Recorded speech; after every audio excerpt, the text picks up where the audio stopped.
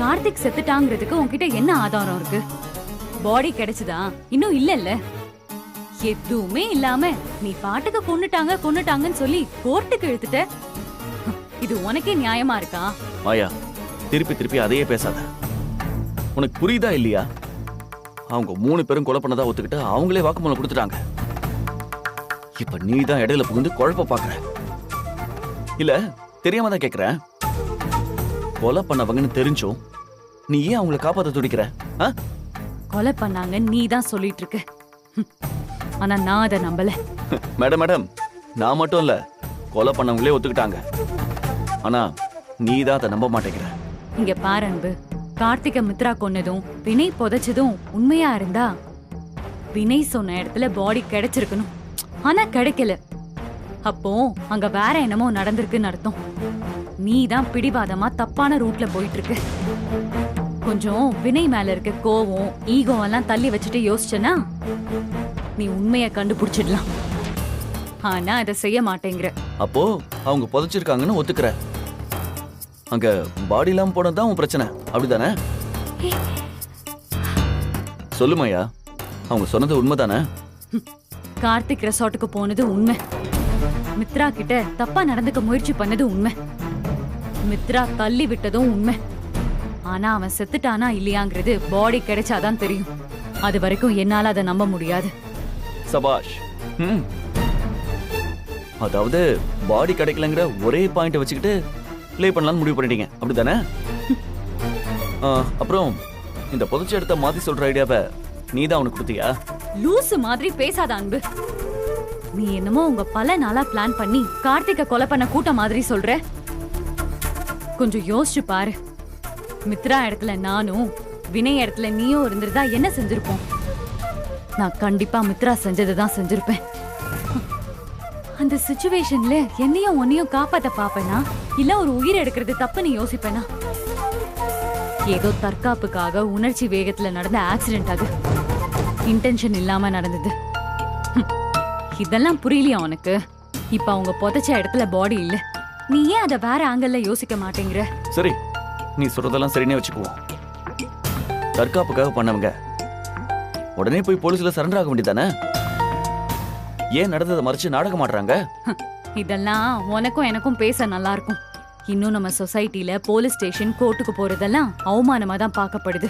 அதுவும் பொண்ணுங்க விஷயம்னா சொல்லவே வேண்டாம். அதுக்காக நான் அவங்க பண்ணதை நியாயப்படுத்த சொல்லல. ஆனா அப்படி ஒரு சிச்சுவேஷன்ல ஒரு பொண்ணு மாட்டிருக்கும் போது அதை புரிஞ்சுக்க வேண்டிய பொறுப்பு நமக்கு இருக்குன்னு தான் சொல்றேன். இங்க பாரு, நான் இப்பவும் சொல்றேன் அன்பு, வினய் பொய் சொல்றாருன்னு நினைக்காம அது உண்மையா இருந்தா என்ன நடக்கும்னு யோசி. அதான் சரி. அப்பதான் இந்த கேஸ் முடியும். மேடம், உங்க அட்வைஸ்க்கு ரொம்ப நன்றி. ஆனா இதெல்லாம் எனக்கு தேவையில்லை. இங்க பாரு, நான் என்ன செய்யணும்னு எனக்கு தெரியும். அதான் கோர்ட்ல இன்னும் 4 நாள் டைம் கொடுத்துட்டாங்கல்ல. அதுக்குள்ள அவங்க தான் குற்றவாளிங்கன்னு நிரூபிச்சு தண்டனை வாங்கி தரனா இல்லையான்னு பாரு. வந்துட்டான். கோர்ட்ல அவங்களுக்கு பேசினது பார்த்தாதான் இங்கேயும் வாதாட ஓடி. போ போ, உன்னால முடிஞ்சதை பாரு. ஆனா ஜெயிக்க போறது நான் தான். வினய் மித்ரா மேல எந்த தப்பும் இல்லைன்னு ப்ரூவ் பண்ணி அவங்கள வெளியே கொண்டு வரதான் போறேன். நீ அதை பார்க்க தான் போற.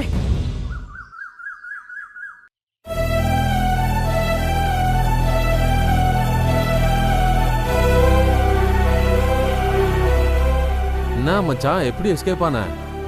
எப்படி ஆனேன்றது முக்கியம் இல்லடா, ஏன் ஆனேன்றதுதான் முக்கியம். என் நண்பன் கார்த்தியா ஒரு குடும்பமே சேர்ந்து அநியாயமா கொண்டுட்டாங்கடா.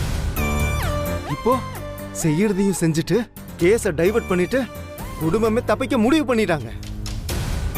ஆனா கார்த்தி ஜெயில இருந்து தப்பிச்சதே அந்த குடும்பத்தை பழி வாங்கணுன்றதுக்காக தான். ஆனா அது நடக்காமையே போயிடுச்சு. இப்போ என் நண்பன் நிராசையோட செத்துட்டான்டா. ஆனா நான் விடவே மாட்டேன்டா. கார்த்தியோட கடைசி ஆசையை நான் நிறைவேற்றுவேன். மித்ரா, வினய், அவங்க பையன்னு அந்த குடும்பத்துல இருக்கிற ஒருத்தரை கூட நான் விட மாட்டேன். அவங்கள கொன்னு அவங்க ரத்தத்தை என் நண்பனோட சமாதி மேல தெளிக்கணும்டா. அப்பதான் அவனோட ஆத்மா சாந்தி அடையும். அதுக்காக தான் என் உயிரை பணைய வச்சு இங்க தப்பிச்சு வந்திருக்கேன். கார்த்தி செத்துட்டான், இனிமே எந்த பிரச்சனை இல்லைன்னு அவங்க நினைக்கலாம். அவங்க சந்தோஷத்தை கெடுத்து அந்த குடும்பத்துல ஒரு புழு பூச்சி கூட இல்லாம நான் அழிக்கிறேன்டா. நீங்க இந்த விஷயத்துல எனக்கு உதவி பண்ணுவீங்களாடா? என்ன மச்சான் இப்படி கேக்குற? என்ன பண்ணணும்னு மட்டும் சொல்லு. சொல்றேன். அதுக்கு முன்னாடி நம்ம சென்னைக்கு கிளம்பணும். ஓகே மச்சான். வாங்க.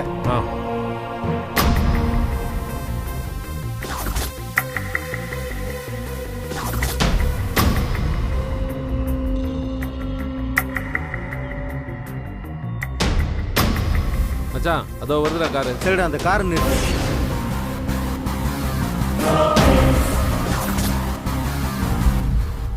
வண்டி சென்னைக்கு போகுமா? போகும். சீக்கிரம் வண்டியில இருக்கு.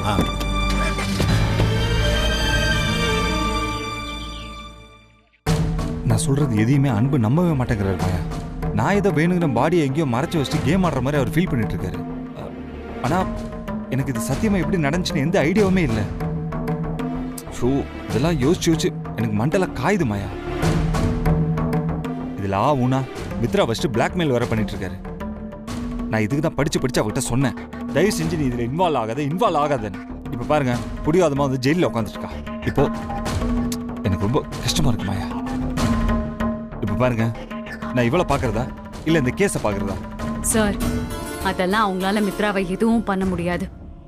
சும்மா உங்களை பயம்படுத்த பாக்குறாங்க. மித்ரா மேல கை வச்சா நான் என்ன செய்வேன்னு அன்புக்கு நல்லாவே தெரியும். அதனால அவர் எதுவும் செய்ய மாட்டாரு. நீங்க அந்த கவலையை விடுங்க சார். இப்ப நம்ம அந்த டெட் பாடி எங்க போச்சுன்னு யோசிக்கலாம். நீங்க சொல்றதெல்லாம் வச்சு பார்க்கும்போது இதுக்கு ஒரே ஒரு பாசிபிலிட்டி தான் இருக்கு. எனக்கு என்னமோ கார்த்திக் செத்திருக்க மாட்டானோன்னு தோணுது. என்ன சொல்றீங்க மாயா? ஆமா சார். நீங்க புதைச்ச இடத்துல வெறும் பெட்ஷீட் மட்டும்தான் இருக்கு, டெட் பாடி இல்லையே. அப்போ நீங்க வெறும் பெட்ஷீட்டை தான் புதைச்சு வச்சிருக்கீங்க. வாட்? ஆமா சார். நீங்க அவன் செத்துட்டதா நினைச்சு பார்சல் பண்ணி தூக்கிட்டு வந்து புதைச்சதெல்லாம் ஓகே. ஆனா இடையில அவன் சுய நினைவு வந்து தப்பிச்சு போயிட்டான். அது தெரியாம நீங்க வெறும் பெட்ஷீட்டை தூக்கிட்டு வந்து புதைச்சிருக்கீங்க. இது மட்டும் உண்மையா இருந்தா இந்த கேஸை நான் ஒன்னும் இல்லாம பண்ணிடுவேன். நீங்க 3 பேரும் இதுல இருந்து வெளியில வந்துடலாம். சாலிடா எவிடன்ஸ் மட்டும் புடிச்சிட்டா போதும். எனக்கு ஒண்ணுமே புரியல மாயா, ரொம்ப குழப்பமாவே இருக்கு. சார், ஒரு குழப்பமும் வேண்டாம். நீங்க ரெசார்ட்ல இருந்து பாடி எடுத்துட்டு கிளம்புனதுல இருந்து என்னென்ன நடந்துச்சுன்னு கொஞ்சம் கூட விடாம ஃபுல்லா டீட்டெயிலா என்கிட்ட சொல்லுங்க. அதை வச்சு அவன் எப்படி தப்பிச்சிருப்பான்னு யோசிக்கலாம். முதல்ல நானும் மாம்சம் தான் பாடியை பெட்ஷீட்ல கட்டி கார் டிக்கி வரைக்கும் எடுத்துட்டு போனோம்.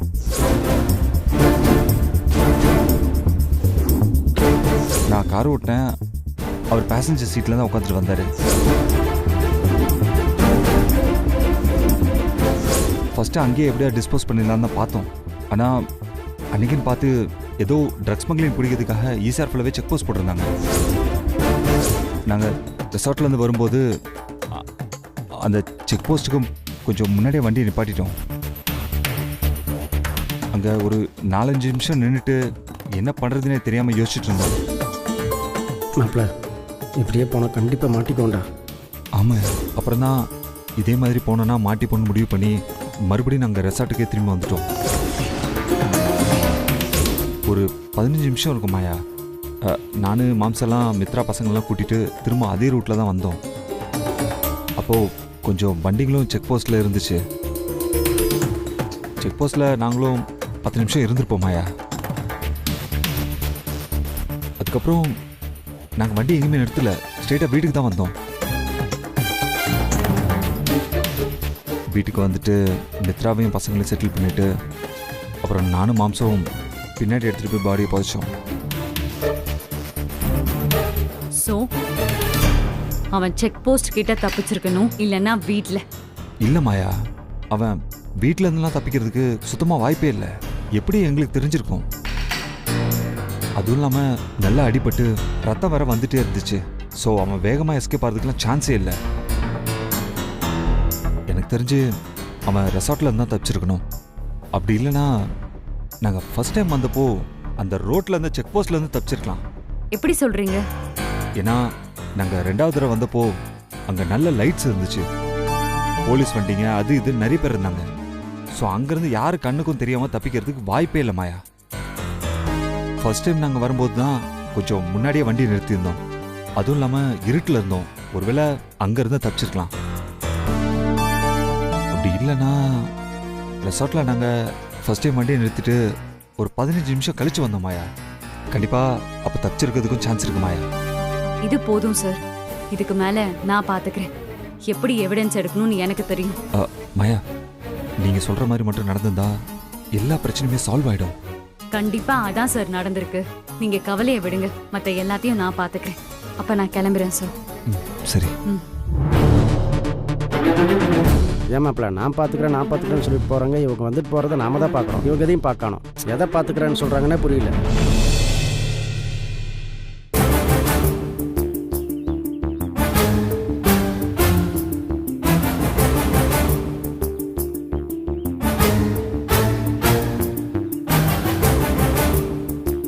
சார் சொல்லுங்க ஏழுமலை. ஒன்றும் இல்லை. என்னாச்சு சார்? ஏதோ ஒரு மாதிரி இருக்கீங்க, உடம்பு சரியில்லையா? அதெல்லாம் ஒன்றும் இல்லை ஏழுமலை, எல்லாம் வேலை டென்ஷன் தான். ஆமா, உங்களுக்கு விஷயமே தெரியாதுல்ல, குணால அவன் ஜெயிலிருந்து தப்பிச்சிட்டான். சார் சார் அந்த கார்த்தியோட ஃப்ரெண்டு குணாவா சார்? அவன் ஜெயிலிருந்து தப்பிச்சு சென்னைக்கு தான் வருவான்னு தோணுது. ஆனா அவன் எதுக்கு தப்பிச்சான், அவன் பிளான் என்னன்னு தான் தெரியல. ஏழுமலை சார், இந்த கேஸையும் நம்ம தான் டீல் பண்ணோம். அந்த டென்ஷன் தான் கொஞ்சம் தலைவலியா இருக்கு.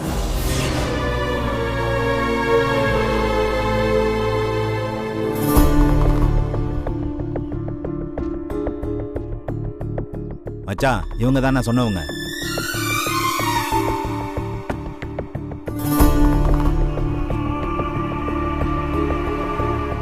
நம்பலாமாடா? தாராளமா நம்பலாம்டா.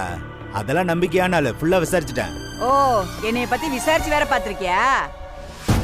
ஏரியாவிலே என்னை பத்தி என்ன சொன்னாங்க? இத பாரு ஆத்தா, கூட கூட பேசுறத முதல்ல நிறுத்து. சீக்கிரம் வேலையை முடிக்கணும், சரியா? டைம் நமக்கு கம்மியா இருக்கு. என்ன வேலைன்னு மட்டும் சொல்லு தல. சும்மா சொடக்கு போற நேரத்துல முடிச்சு காமிக்கிறேன். சொல்றேன்.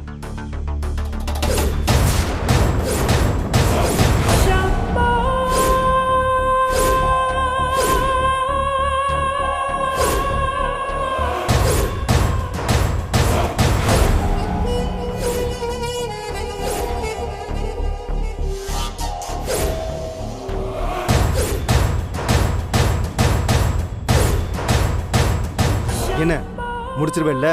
இதெல்லாம் எனக்கு அசால்ட் தல. ஒன்னும் கவலைப்படாதீங்க. 24 ஹவர்ஸ்ல வேலையை முடிச்சு காமிக்கிறேன். சரி, நல்லது.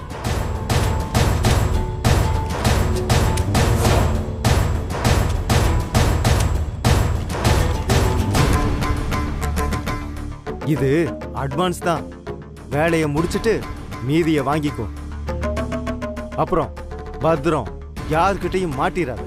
அதெல்லாம் நான் பாத்துக்கிறேன் தல. ஃப்ரீயா விடு. வரட்டுமா?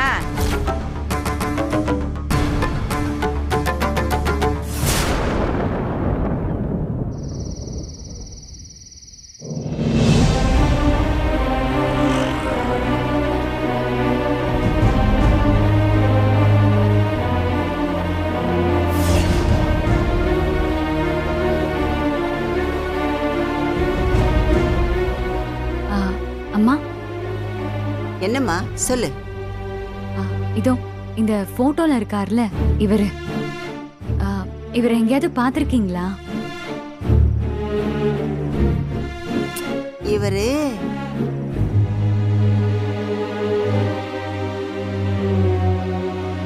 இவர் யாருமா உங்களுக்கு? அது என்னோட ஃப்ரெண்டு. போன மாசம் 11ஆம் தேதியில இருந்து இவரு காணாம போயிட்டாரு. கடைசியா அன்னைக்கு நைட்டு தான் இவரை பார்த்ததா ஒருத்தர் சொன்னாங்க. அதான் இங்க வந்து விசாரிச்சுட்டு இருக்கேன். ஆமா, நீங்க சொல்றது கரெக்ட் தாமா. போன மாசம் 11ஆம் தேதி நைட் நான் பார்த்தேன் இவரை.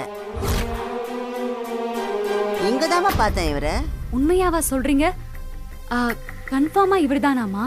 ஆமாமா, இவரை தான் நான் பார்த்தேன். நடு ராத்திரி 12 மணி இருக்கும்.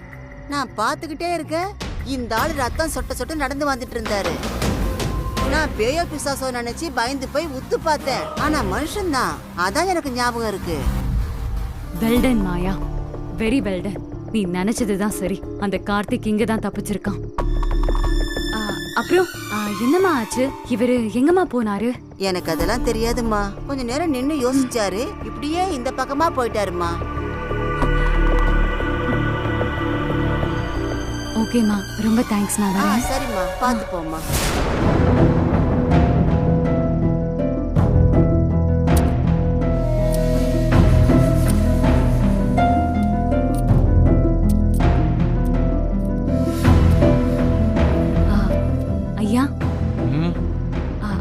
ஐயா, ஒரு உதவி. என்கிட்ட போய் உதவி கேக்குற பாத்தியா? நானே 4 பேர் உதவியில தான் வாழ்ந்துகிட்டு இருக்கேன். அது இல்ல, நான் ஒரு ஆளை காணோன்னு தேடிட்டு இருக்கேன். அவரு போட்டோ காட்டுறேன். உங்களுக்கு ஏதாவது தகவல் தெரிஞ்சா சொல்றீங்களா?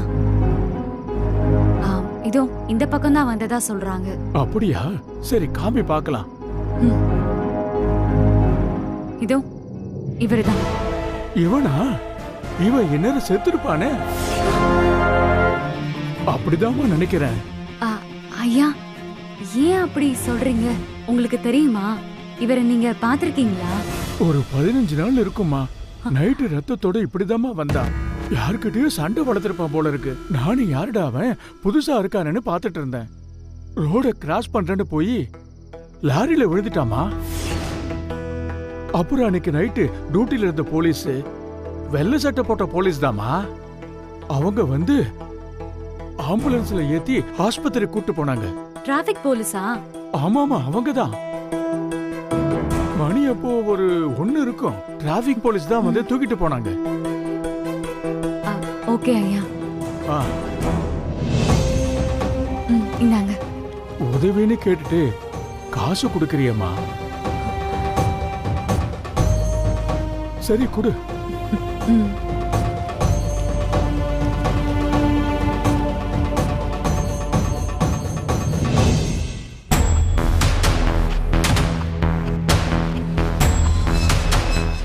ஓடி போ.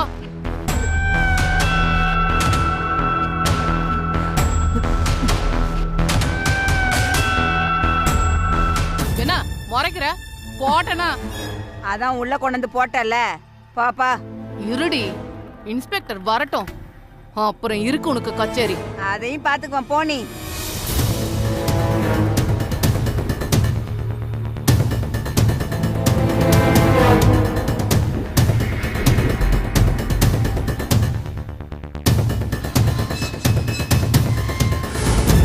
நான் கூட வேலை முடியுமோ முடியாதோன்னு நினைச்சேன். ஈஸியா முடிஞ்சிரும் போல இருக்கே. அசால்ட்டா வேலையை முடிச்சுட்டு போயிட்டே இருக்க வேண்டியதுதான். சார், யாருமா அந்த பொம்பளை? இல்ல சார், வெளியூர்காரி போல இருக்கு. பப்ளிக்ல போதை பொருளை வித்துக்கிட்டு ஒரே அட்டுல்யம், திமுற வேற பேசுது. வர்றதெல்லாம் அப்படிதான் வருது. நீ போய் வேலையை பார்ப்போம். சரிங்க sir.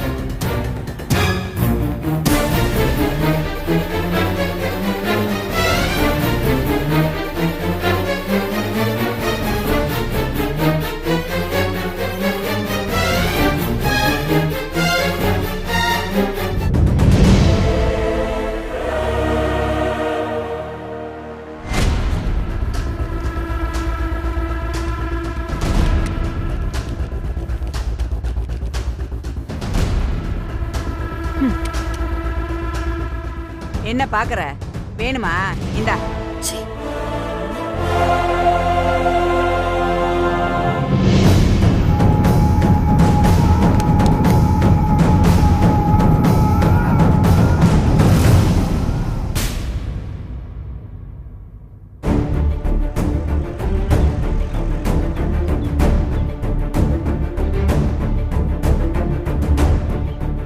Sir, excuse me. S, சொல்லுங்க. என் பேரு மாயா.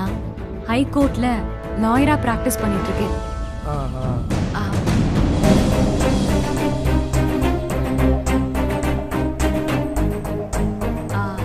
எனக்கு ஒரு சின்ன இன்ஃபர்மேஷன் தெரியணும் சார். இந்த போட்டோல இருக்கார்ல, இந்த பர்சனை நீங்க பாத்திருக்கீங்களா? இவரு மிஸ் ஆயிட்டாருன்னு தேடிட்டு இருக்கோம் சார். இத பத்தி விசாரிச்சப்போ பப்ளிக் ஒருத்தவங்க 2 வீக்ஸ் முன்னாடி மிட் நைட்ல ஒரு ஆக்சிடென்ட் நடந்ததாவும் அப்போ பேட்ரோல் போலீஸ் இவரை ரெஸ்கியூ பண்ணி கொண்டு போனதாவும் சொன்னாங்க. அதான் சார் உங்ககிட்ட விசாரிக்கலாமான்னு. கொஞ்சம் யோசிச்சு சொல்லுங்க சார். நீ சொல்றது கரெக்ட் தாம்மா. அன்னைக்கு நான் தான் பெட்ரோல் டியூட்டியில் இருந்தேன். விபத்து நடந்தது உண்மைதான். ஆனால் அது இந்த ஆளான்னு எனக்கு தெரியல. அந்த ஆள் லாரி டயரில் சிக்கி முகமெல்லாம் செதஞ்சிருச்சு. நான் தான் கொண்டு போய் மகாபலிபுரம் ஜிஹெச்சில் சேர்த்தேன். ஆனால் கொண்டு போய் சேர்த்தப்ப உயிரில்லம்மா. ஹாஸ்பிட்டலில் ஸ்பாட் அவுட்னு சொல்லிட்டாங்க. பேஸ் தெரியாதனால யாருன்னு கரெக்டாக சொல்ல முடியலம்மா. பாடி ஜிஹெச் மார்ச்சுவரிலாம் இருக்கு. அவரு முக்கியமான ஆளம்மா. ஆமா சார், ஆனா இது வேற ஒரு கேஸுக்காக தேவைப்படுது. அதான். ஓகேம்மா, நீங்க ஜிஹெச்ல போய் எதுவா இருந்தாலும் விசாரிங்க. சரிங்க சார், தேங்க்யூ. சரிம்மா, நான் வரேன். வாங்க.